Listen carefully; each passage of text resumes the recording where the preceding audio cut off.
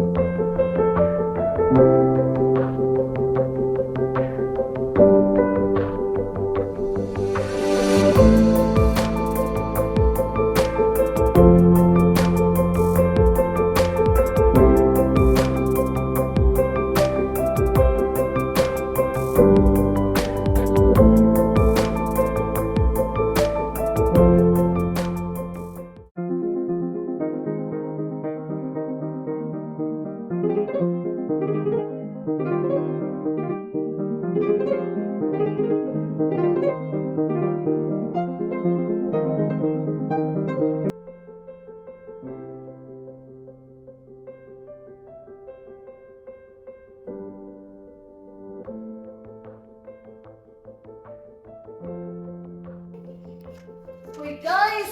Look! Nike Sensei mismo to performance sa LIE! Diba? Saan na? It's about the dual perspective exploring the light and the dark side of the energy. We humbly ask their permissions before we proceed to our interview. Lighters, we are the Team B2, and we are going to talk about The dark side and light side of the internet here in the lab.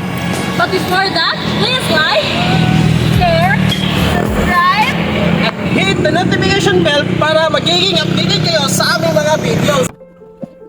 and today we are going to ask random people about the dark side and the light side of the internet.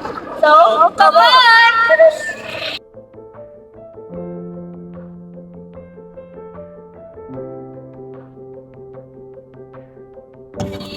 So, piano. Kaya Black is so good. Ayun, Daniel Celestial. Yes, kaya ka mo. Nakasa ko kaya siya lang. Circulators. Nag-use ko siya na Sige. Ako pangutanda para simple logic kayo. So, what is the advantage of the technology? Ang advantage ng technology kaya na maka-order makagawa natin kung ganahan ka ng manma. Dali na maabot ko ba? maka-communicate ka sa imong loved ones nga nasa layo. Order ka through online. Yan, dali ba? And, may makatrabaho po ka nga nalo ka sa balay. Kaya sila dito ako. Maka-order ka tayo. Then, what is the disadvantage of the technology? Pwede ka ma-active. Kay maliit sa pornography o at mapalabil mo ang paggamit sa cellphone ba? Wala na ako po sa Last question. How many hours do you spend your time online? Halos na sa parang 24 hours! Kani? 4 to 5 hours. 4 to 5 hours, okay? 6 hours. So 6 hours. Okay, thank you so much for your time.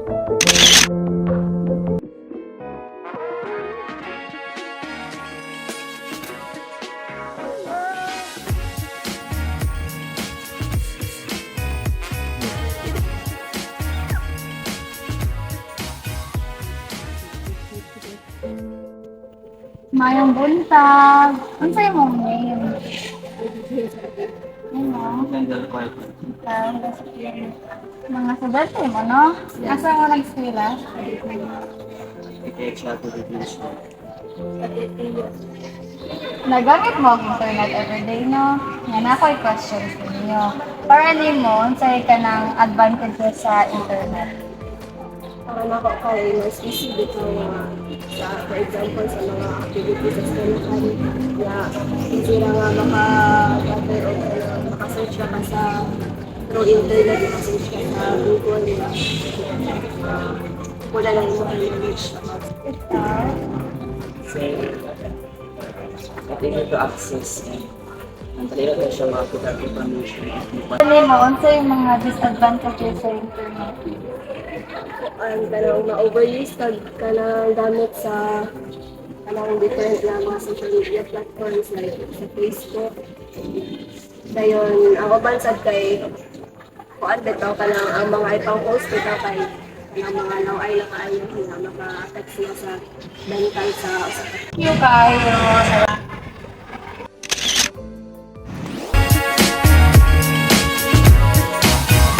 And now, we're going to ask another random person, so let's go!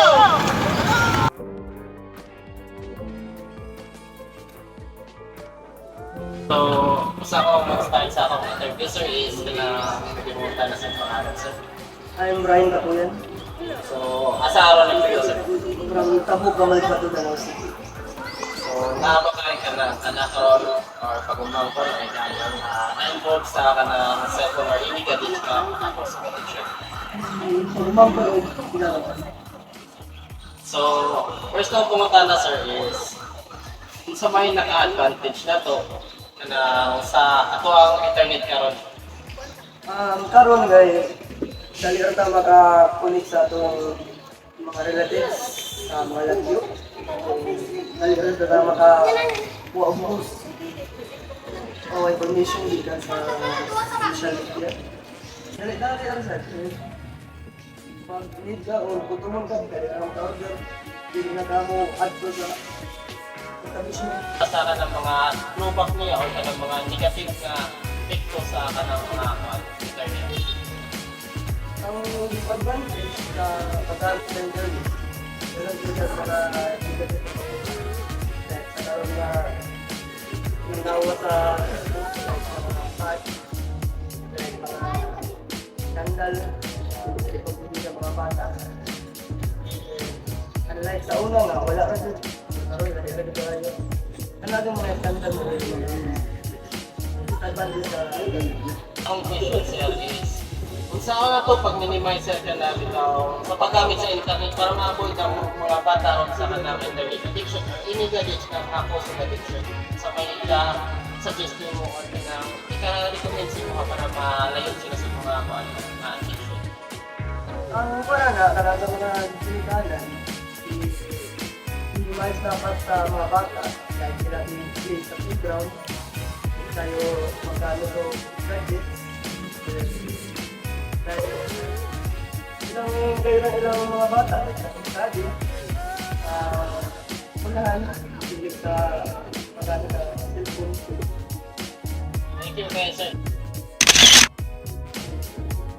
Internet has become an integral part of our daily lives.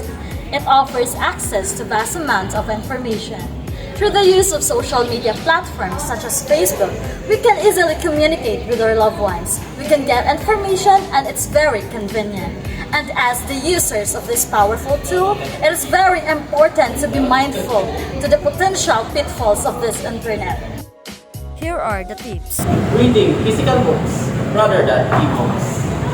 Engage physical activities. use technology for learning and productivity. Find alternative ways to relax and unwind. Be mindful in what you're browsing and scrolling. So we are the Team Pito, and I hope you've learned something today about The dark side. And light side of an internet. Thank you for watching. Paalam! Just a reminder that social media is not a real life.